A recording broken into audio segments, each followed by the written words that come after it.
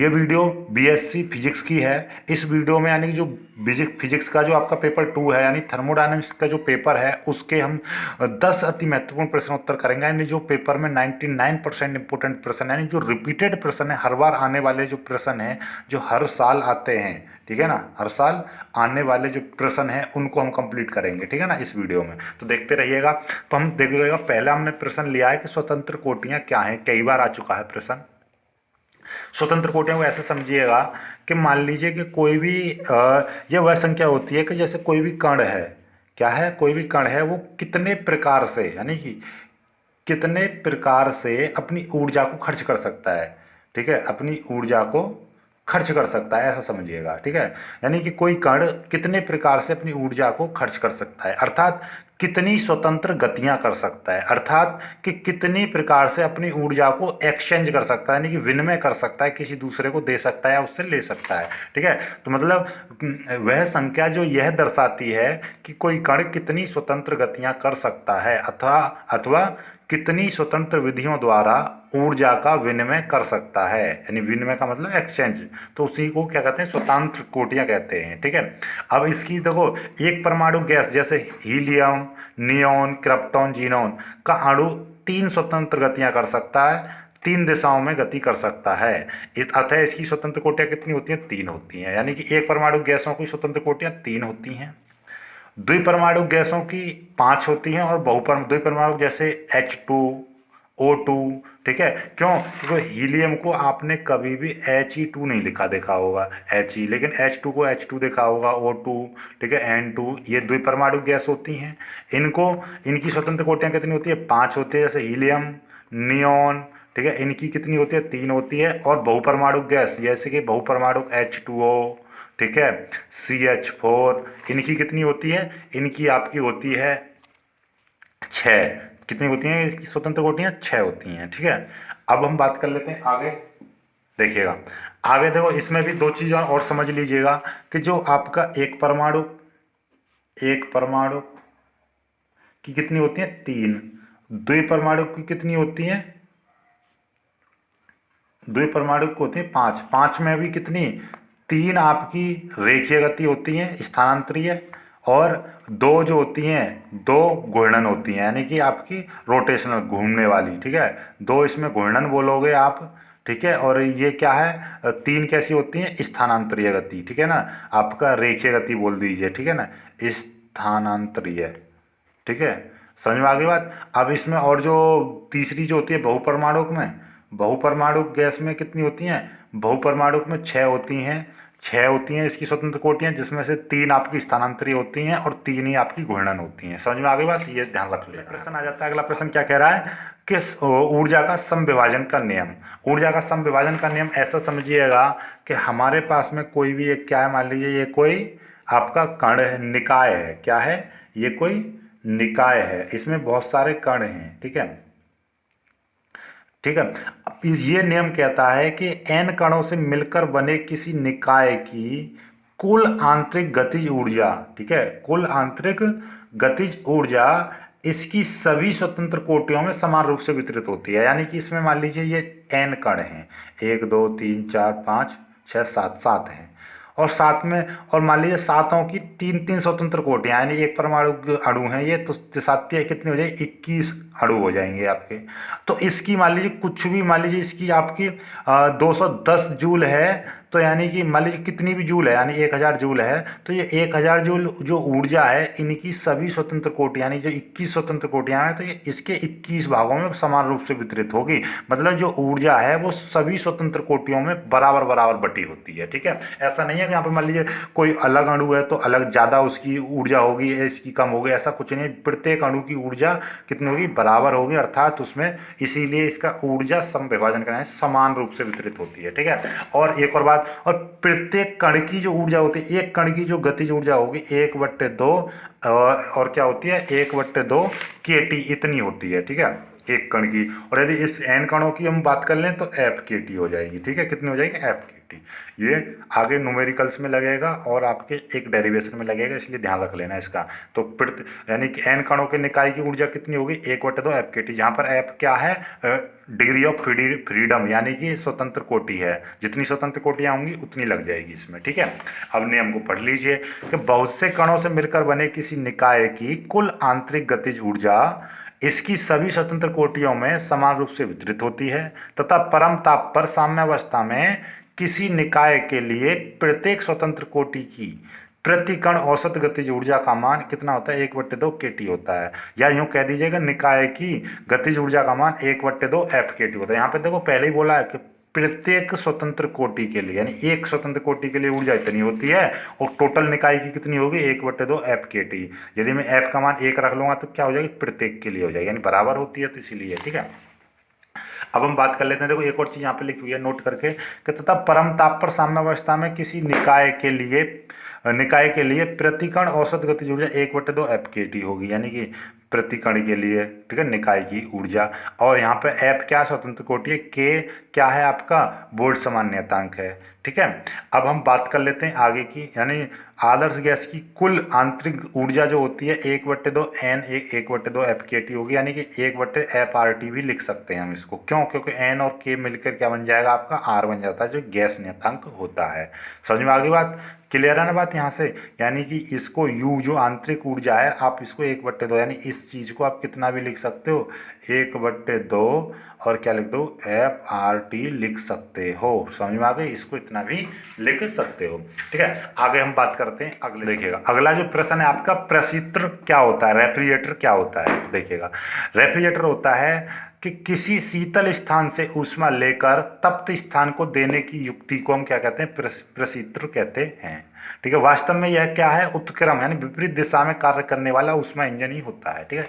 ऊष्मा इंजन की खास क्या बात थी, ऊष्मा इंजन क्या होती है, एक ऐसी युक्ति होती है जो हॉट वस्तु यानी कि हॉट, ठीक है, हॉट से ऊष्मा लेगी और कुछ कार्य करेगी और कार्य करने के बाद में क्या करेगा, ये अपने को एक सिंक को दे देता है, यानी कि सिंक क्या होती है, एक ठंडी वस्तु होती है, यानी कोल्ड वस्तु, ठीक है, कोल्ड बॉडी होती है।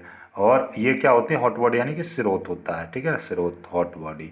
मतलब क्या, एक ऐसी युक्ति जो हॉट वस्तु यानी कि तप्त वस्तु से ऊष्मा लेकर और कुछ कार्य करे और कार्य करने के बाद और शेष भाग को किसको दे दे, ऊष्मा को दे दे, तो ऐसी युक्ति को तो हम ऊष्मा इंजन कहते हैं। लेकिन रेफ्रिजरेटर क्या होता है, रेफ्रिजरेटर जस्ट इसका उल्टा होता है, यानी कि जो ठंडी वस्तु से जो ऊष्मा ले और उच्च ताप वाली वस्तु को ऊष्मा दे, उसको क्या कहते हैं, प्रशीतक कहते हैं। समझ में आ गई बात, यानी विपरीत दिशा में कार्य करने वाला ऊष्मा इंजन ही होता है। समझ में आ गई, क्यों, क्योंकि उस ऊष्मा इंजन क्या करता है, ये शीतल स्थान से ऊष्मा लेकर तप्त स्थान को दे रहा है, यानी कि हॉट, शीतल स्थान का मतलब क्या है, आप लिख सकते हो यहाँ पे कि कोल्ड बॉडी से ऊष्मा लेकर यानी हॉट बॉडी को देने की युक्ति को, ठीक है। अब देखो इसमें कार्यकारी पदार्थ यानी प्रेषितक यानी शीतल वस्तु से ऊष्मा लेता है तथा बाह्य ऊर्जा स्रोत से कार्य किया जाता है, जिससे कि बाह्य पदार्थ ऊर्जा को हॉट बॉडी को दे देता है, यानी कि जिससे मतलब जो बाह्य पदार्थ होता है ऊष्मा को किसे दे देता है, हॉट बॉडी को दे देता है, जिससे शीतल वस्तु का शीतलन और अधिक होता जाता है। इससे प्रयुक्त कार्यकारी पदार्थ फ्रीऑन होती है, ठीक है ना। आपके रेफ्रिजरेटर जो फ्रीज होता है ना घर में जैसे बोलते हैं, उसका नाम क्या होता है, रेफ्रिजरेटर होता है। उसमें जो गैस होती है कौन सी, फ्रीऑन, ठीक है ना। आगे चलते हैं, अगला देखिएगा, उसके बारे में हम तुम्हें एक चीज़ और बता दे रहे हैं, जो होते हैं आपका जो ओजोन परत है उसके लिए ये बहुत हानिकारक होती हैं फ्रीऑन्स। ध्यान रख लेना, आप जो फ्रिज वगैरह रेफ्रिजरेटर चलाते हो ना, इससे वातावरण में बहुत हानिकारक प्रभाव पड़ता है, ठीक है। आगे बढ़ते हैं हम, पुनर्योजी शीतलन का सिद्धांत क्या है। पुनर्योजी शीतलन का सिद्धांत क्या होता है, इसको देखिएगा, आप पढ़िएगा। इसको हम ऐसा समझाते हैं, पहले थोड़ा सा एक बार पढ़ लीजिएगा, फिर एक बार समझा दूंगा मैं, ठीक है। जब किसी गैस को उच्च दाब पर किसी महीन डॉट यानी सरंध्र डॉट में से निम्न दाब की ओर प्रवाहित करते हैं तो गैस के ताप में परिवर्तन होता है। यदि गैस का ताप प्रारंभिक ताप यानी गैस का प्रारंभिक ताप इसके व्युत्क्रमण ताप से कम होता है तो डॉट से निकलने पर गैस के ताप में कमी होती जाती है। इसी को ही हम क्या कहते हैं, जूल थॉमसन प्रसार कहते हैं। यहाँ तक आपसे जूल थॉमसन प्रसार आ जाए, क्या आ जाए, आप यहाँ से पढ़ोगे जूल थॉमसन, ठीक है ना, थॉमसन प्रसार, ये होता क्या है बेसिकली, ठीक है। इसमें दो बातें हैं। जब हम यहाँ पर क्या है, उच्च दाब, क्या है, उच्च दाब, और यहाँ पर क्या है, निम्न दाब, निम्न दाब। जब किसी गैस को उच्च दाब से निम्न दाब की ओर एक किसी बारीक छिद्र से, यानी कि है तो ये ऐसी है, लेकिन यहाँ पे क्या कर दिया हमने, इस टाइप से, ये पाइप है, लेकिन ये पाइप तो मोटी है, लेकिन यहाँ पे क्या है, एक छोटा सा संकीर्ण छिद्र है, ठीक है ना, महीन छिद्र, यानी कि बारीक छिद्र है। क्या है, ये बारीक छिद्र है। जब किसी गैस को, यहाँ पे क्या, ये क्या है, गैस है। जब किसी गैस को उच्च दाब से निम्न दाब की ओर एक महीन छिद्र से गुजारा जाता है, यानी डॉट, सरंध्र डॉट, सरंध्र हम इसको बोलते हैं, सरंध्र डॉट, ठीक है ना, सरंध्र डॉट से गुजारा जाता है, तो इसके दाब में कमी हो जाती है, ठीक है ना। क्या, इसके टेम्परेचर में कमी हो जाती है। कमी कब होगी, जब इसका व्युत्क्रमण ताप इसके प्रारंभिक ताप से कम होता है। ये कंडीशन है, यदि ये ऐसा नहीं होगा तो ताप में कमी नहीं आएगी, फिर बढ़ जाएगा। देखो इसमें ये कंडीशन जरूर लगानी है कि यहाँ पर देखो क्या ऐसा होना चाहिए। देखो ये लिखा हुआ है पहले ही कि, ये देखिएगा कहाँ पर लिखा हुआ है, यदि गैस का प्रारंभिक ताप इसके व्युत्क्रमण ताप से क्या होना चाहिए, यानी प्रारंभिक ताप व्युत्क्रमण ताप से कैसा होना चाहिए, कम होना चाहिए। ये वाला, ये कम होना चाहिए प्रारंभिक ताप। दो बातें हैं, जब किसी गैस को उच्च दाब से निम्न दाब की ओर महीन डॉट से गुजारा जाता है और इस गैस का प्रारंभिक ताप व्युत्क्रमण ताप से कम होता है, तो गैस का ताप कम हो जाता है, यानी गैस का ताप क्या हो जाता है, कम हो जाता है। इसी घटना को हम क्या कहते हैं, जूल थॉम्सन प्रसार कहते हैं, ठीक है। अब आगे की बात करते हैं। गैस का प्रारंभिक ताप जितना कम होता है, गैस उतनी ही अधिक ठंडी होती है। सिंपल सी बात है, जितना ज़्यादा प्रारंभिक ताप कम होगा उतनी ज़्यादा अधिक ठंडी होगी। अतः यदि ठंडी गैस को महीन डॉट वाली नली के ऊपर प्रवाहित करें तो नली से निकलने वाली गैस पहले से अधिक ठंडी हो जाती है। यानी कि अब इसमें से हमने गैस निकाली, इसी ठंडी गैस को, यानी ये इसका ताप कम हो गया, इसी ठंडी गैस को हम फिर से इसी नली पर प्रवाहित करें, यानी इसी ठंडी गैस को हम इसी नली पर प्रवाहित करें तो क्या होगा, तो इसमें से जो नली में जो गैस आने वाली है, जब इसमें से गुजर गई, यहाँ पर ठंडी होगी गैस, इसी ठंडी गैस को हम इस नली पे प्रवाहित कर रहे हैं, तो मतलब क्या है, इस नली में जो जाने वाली गैस है वो और ठंडी होगी, और इस छिद्र से निकलेगी तो और अधिक ताप गिर जाएगा। तो यह क्रिया बार बार चलती रहती है, तो इस गैस का ताप अधिकाधिक कम होता जाता है और लास्ट में क्या हो जाती है, द्रव रूप में बन जाती है, समझ में आ गई, द्रवित हो जाती है। क्लियर है ना बात। तो इस तरीके से इसको क्या बोलते हैं, पुनर्योजी शीतलन का सिद्धांत कहते हैं। अर्थात पढ़ लो, अतः यदि गैस, ठंडी गैस को महीन डॉट वाली नली के ऊपर प्रवाहित करें तो नली से निकलने वाली गैस पहले से अधिक ठंडी हो जाती है, पहले से अधिक ठंडी हो जाती है, और महीन डॉट से निकलने पर और अधिक ठंडी हो जाती है। इस प्रक्रिया को बार बार दोहराने से, यानी रिपीट करने से, डॉट में से निकलने वाली गैस अधिकाधिक ठंडी हो जाती है। निकलने वाली गैस, यहाँ पे गैस लिख लेना, अधिकाधिक ठंडी हो जाती है और अंत में द्रवित हो जाती है। इसी प्रक्रिया को पुनर्योजी शीतलन का सिद्धांत कहते हैं। समझ में आ गई बात। देखियो, ये जो हीलियम का द्रवीकरण अगले वाले में कराएंगे, पहले छोटे छोटे क्वेश्चनों को कर ले। क्वेश्चन तो आपको पता ही होगा, ये मैंने कई बार करा दिया है। वास्तविक आदर्श गैस क्या है, वे गैस जो ताप और दाब की सभी परिस्थितियों में गैसीय नियम तथा गैस समीकरण PV बराबर nRT का पालन करती हैं, उन्हें आदर्श गैस समीकरण कहते हैं, आदर्श गैस कहते हैं। आदर्श गैस केवल काल्पनिक हैं, सभी ज्ञात गैसों में कोई भी आदर्श गैस नहीं है, यानी आदर्श कोई भी ऐसी गैस नहीं है जो इस समीकरण का पालन करती हो। कहीं ना कहीं पे ये इस समीकरण का पालन नहीं करती है, लेकिन हमने ये क्या है, एक आदर्श यानी कल्पना मानी है कि ऐसा होगा तो ऐसा हो सकता है, ठीक है। तो वास्तव में कोई भी आदर्श गैस नहीं होती है, ठीक है। अब बात कर लेते हैं वास्तविक गैस क्या आते हैं। वे गैस हैं जो सभी परिस्थितियों में गैसीय नियमों का पालन नहीं करती हैं, ठीक है ना, उनको क्या कहते हैं, हम वास्तविक गैस कहते हैं। यानी कि कोई भी गैस नहीं करते, सभी वास्तविक गैस हैं, तो उनको अनादर्श गैस भी कहते हैं। जितनी भी प्राप्त गैस हैं सभी वास्तविक गैसें होती हैं, क्योंकि वो एक हद तक पालन करेंगे लेकिन सभी परिस्थितियों में पालन नहीं करती हैं इस समीकरण का, ठीक है। आगे की हम बात कर लेते हैं।